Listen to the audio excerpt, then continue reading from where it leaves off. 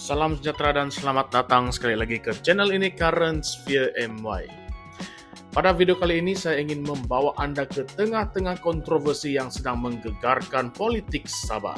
Bukan cerita biasa-biasa, ini melibatkan dakwaan campur tangan dalam siasatan SPRM, kebocoran maklumat rahasia, arahan imigresen yang pelik, dan persoalan besar, adakah seorang ketua menteri boleh jadi kebal dari undang-undang? Baiklah kawan-kawan, mari kita mulakan. Kisah ini bermula dengan seorang ahli perniagaan bernama Albert Tay. Nama ini bukan asing lagi dalam politik Sabah karena sebelum ini dia pernah membongkar skandal perlombongan melibatkan beberapa pemimpin dalam gabungan Gagasan Rakyat Sabah ataupun GRS yang dipimpin oleh Ketua Menteri Sabah sendiri, Datuk Seri Haji Jinor. Baru-baru ini, Tay membuat satu laporan polis dan juga laporan kepada SPRM di Sabah. Laporan itu menuntut siasatan terhadap Haji Jinor sendiri berkaitan bagaimana maklumat sulit yang sepatutnya dilindungi di bawah Akta Rahasia Rasmi 1972 boleh bocor begitu saja. Menurut Albert Tay, kejadian aneh berlaku ketika dia coba membuat laporan di Ibu Pejabat Polis Daerah Kota Kinabalu. Katanya, sebaik seorang pegawai polis melihat kandungan laporan tersebut, tiba-tiba dia dimaklumkan sistem polis sedang mengalami masalah. Macam kebetulan sangat pula kan.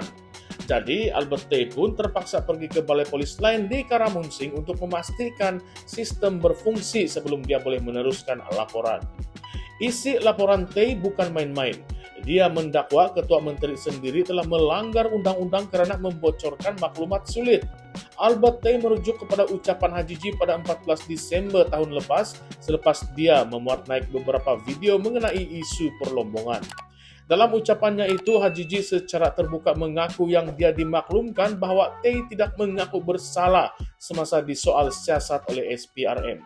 Maksudnya, Haji Ji tahu butiran soal siasat Albert Tay. Dan persoalannya, macam mana seorang ketua menteri boleh tahu keterangan yang direkam oleh SPRM, sedangkan itu sepatutnya maklumat sulit di bawah Akta Rahasia Rasmi 1972? Albert Tay menegaskan ini bukti jelas campur tangan dalam siasatan SPRM. Katanya siasatan ini jadi tidak telus, tidak adil, tidak bebas, dan akhirnya berpihak kepada Haji Ji. Tambah Albert Tay lagi, kejadian ini membuktikan kebimbangannya selama ini. Kalau kes berprofil tinggi melibatkan pemimpin politik yang berkuasa, keterangan pun boleh bocor.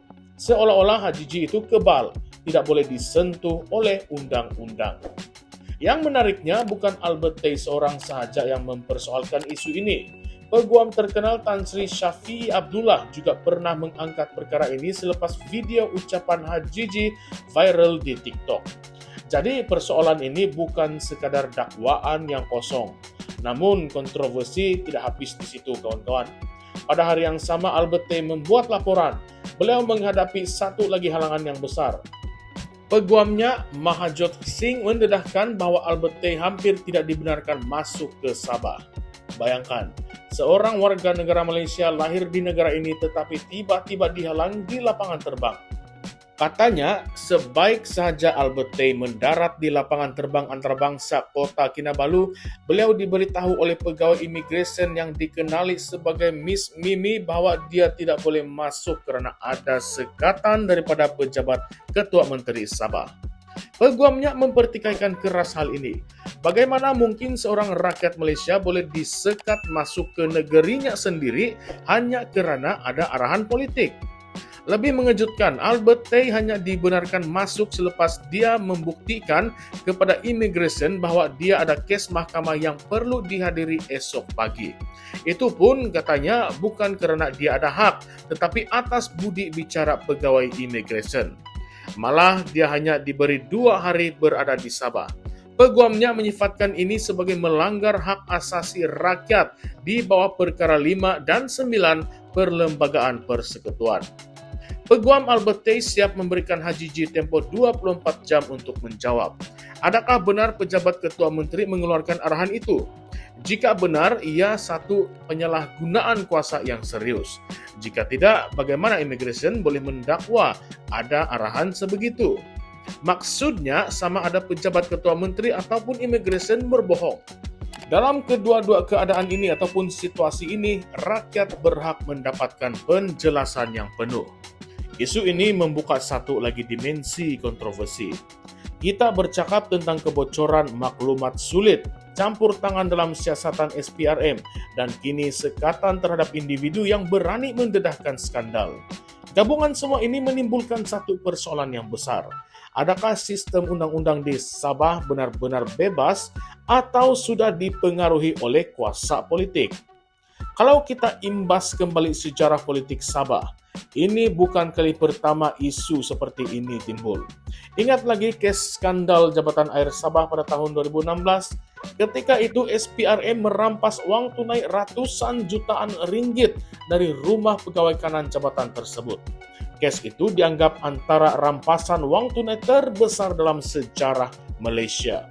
Tetapi sehingga hari ini, ramai rakyat masih mempersoalkan ketelusan perbicaraan dan tindakan terhadap mereka yang benar-benar berkuasa di sebalik skandal itu.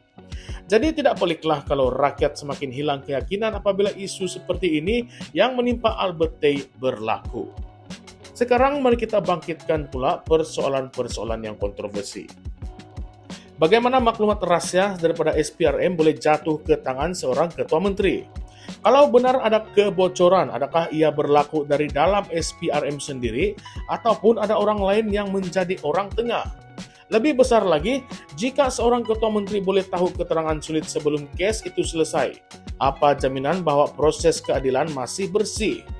Dan yang paling membimbangkan, adakah rakyat Sabah sekarang hidup dalam sistem di mana kuasa politik boleh menutup mulut sesiapa sahaja yang cuba membongkar salah laku? Bayangkan, seorang ahli perniagaan seperti Albert Tay boleh hampir dihalang masuk ke Sabah, sedangkan beliau ada urusan mahkamah. Kalau orang biasa cuba bersuara, adakah mereka akan terus disenyapkan? Adakah ini isyarat bahwa sesiapa sahaja yang mencabar pemimpin berkuasa akan berdepan tekanan dari pelbagai arah, sama ada melalui undang-undang, birokrasi, ataupun arahan politik? Persoalan ini tidak ada jawabannya yang mudah, tetapi inilah yang kita perlu bincangkan secara terbuka. Kalau tidak, rakyat akan terus hidup dalam budaya takut, di mana kebenaran hanya terletak di tangan mereka yang berkuasa. Oleh itu, saya ingin tanya Anda semua, sahabat-sahabat saya semua. Adakah benar-benar wujud kebocoran maklumat rahasia yang melibatkan SPRM? Ataupun ini semua hanyalah permainan politik antara ahli perniagaan dan juga ketua menteri? Dan yang paling penting, kalau benar dakwaan Albert Tay, adakah kita sedang menyaksikan penyalahgunaan kuasa paling terang-terangan dalam sejarah politik Sabah? Pikir-pikirkanlah.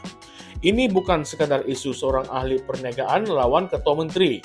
Ini adalah tentang ketelusan sistem, kebebasan undang-undang, dan hak rakyat Sabah untuk tahu kebenaran. Dan sebelum kita tamatkan sesi ataupun ulasan video kita pada hari ini, bayangkan kalau cerita ini senyap begitu saja tanpa siasatan yang telus. Apakah message yang dihantar kepada rakyat? Adakah bahwa kuasa lebih besar daripada undang-undang? Ataupun bahwa kebenaran boleh ditutup dengan arahan politik? Itulah persoalan yang akan terus menghantui Sabah selagi tiada jawaban yang jelas. Baiklah kawan-kawan, jangan lupa untuk kongsi pandangan Anda di ruangan komen. Adakah Anda rasa Haji benar-benar terlibat dalam kebocoran maklumat ini? Ataupun ini hanyalah helah politik untuk menjatuhkan beliau? Dan kalau Anda berada di tempat Albert Tay, beranikah lawan sistem seperti ini? Nah, kalau Anda rasa cerita ini perlu lebih ramai orang yang tahu, tekan butang like, share, dan juga subscribe ke channel ini. Karena kita akan terus bongkar isu-isu panas seperti ini. Sebab dalam dunia politik, kebenaran selalunya yang paling sukar untuk keluar ke permukaan. Ini bukan sekadar drama politik kawan-kawan, tidak. Ini adalah tentang masa depan negara, masa depan Sabah sendiri. Jadi Anda pilih, mau jadi penonton yang senyap ataupun penyokong kebenaran. Pilihan itu semuanya ada di tangan Anda. Baiklah semua, salam sejahtera, salam perjuangan, dan salam reformasi. Kita jumpa lagi dalam konten yang seterusnya. Sekian sahaja semua. Terima kasih.